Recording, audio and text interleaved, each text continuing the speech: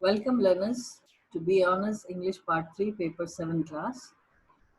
Topic is a poem by Sarojini Naidu called The Queen's Rival. Sarojini Naidu, also known as the Nightingale of India, is considered the immediate successor of Toru Dutt and is the sweetest voice of all the poets of this era. Her sympathies are not only with Hindu sensibility but with Islamic and Persian as well. Sarojini Naidu was patronized by the Nizam of Hyderabad, and some of her poems are about Hyderabad and the Nizam too.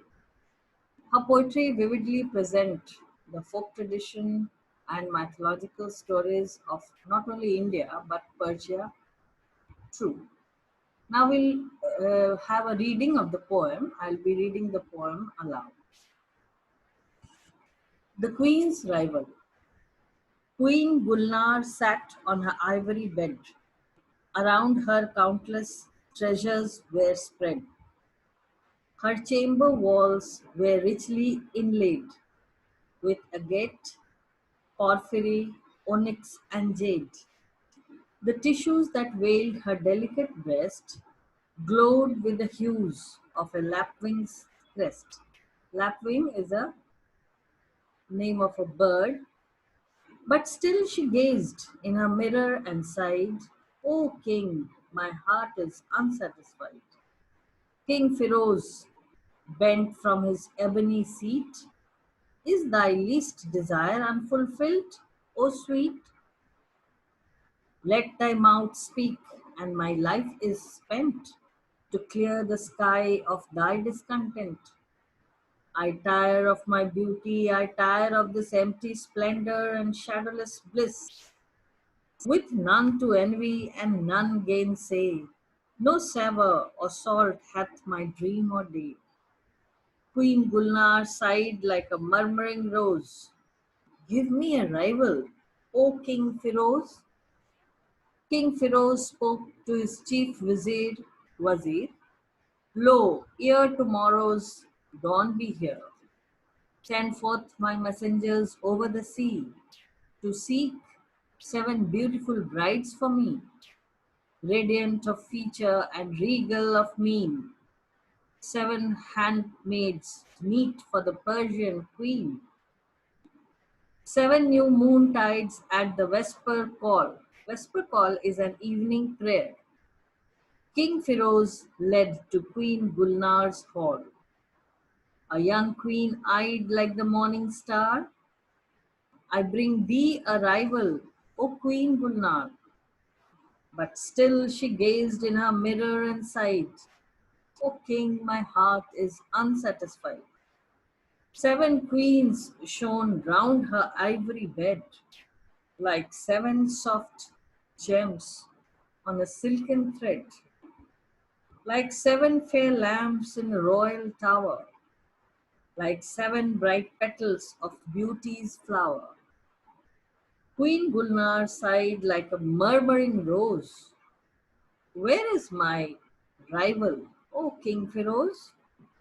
When spring winds wakened the mountain floods and kindled the flame of the tulip buds. There is a change of season marked here.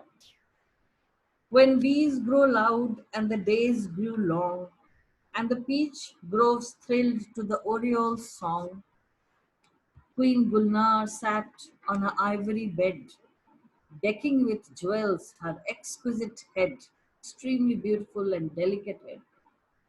And still she gazed in her mirror and sighed, "O king, my heart is unsatisfied." Queen Gulnar's daughter, 2 spring times old, she was 2 years old, in blue robes bordered with tassels of gold, ran to her knee like a wildwood fay. Wildwood fay means a fairy in the woods, and plucked from her hand the mirror away. Quickly she set on her own light curls her mother's fillet with fringes of pearl, a piece of jewelry, Quickly she turned with a child's caprice and pressed on the mirror a swift, glad kiss. Queen Gulnar laughed like a tremulous rose. Here is my rival, O King Firoz. So, this poem has been taken from The Golden Threshold, her first volume of poetry, published in the year 1905. Firoz is the king of Persia and Gulnar his queen.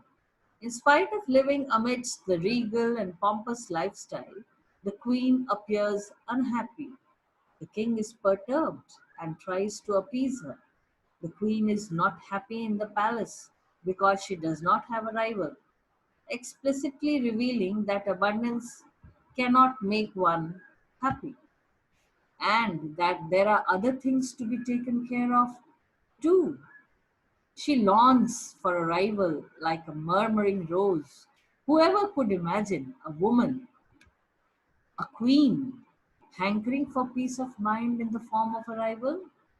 As she herself admits that she is tired of beauty, of magnificence which is worthless, which is hollow, and of constant blessing with lacks of a shadow. Here she is thinking of the human mind which craves for acknowledgement of sorts. She asks for a rival who can compete her in beauty. On her demand, the king orders all his men to look for 7 beautiful women across the length and breadth of the country and beyond the sea. Eventually, they do find 7 ravishing beauties, and the king marries them all and appoints them as maidservants in service to the queen. These 7 brides were supposed to be the rivals, but the queen finds no respite in them, too. She continues to gaze in the mirror, all decked up, all beautiful in her gems and jewelries, refusing to be satisfied and still crying, "My heart is unsatisfied." After a lapse of time, the queen gives birth to a baby girl. When the girl is 2 years old, she runs around on her knees in the royal dress.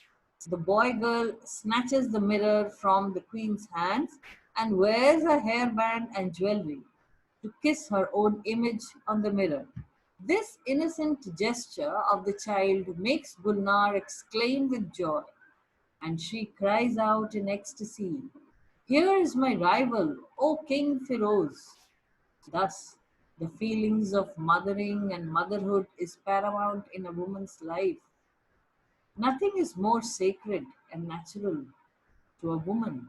It's almost instinctive. The poetic diction used depend more on the melodic phrases rather than on verbal addition.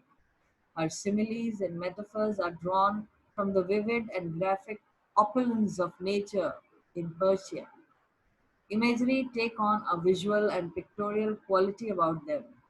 Musical effects are created with the use of literary devices like alliteration, refrain, assonance, concentration of vowel sounds, and liquid consonants. Thank you.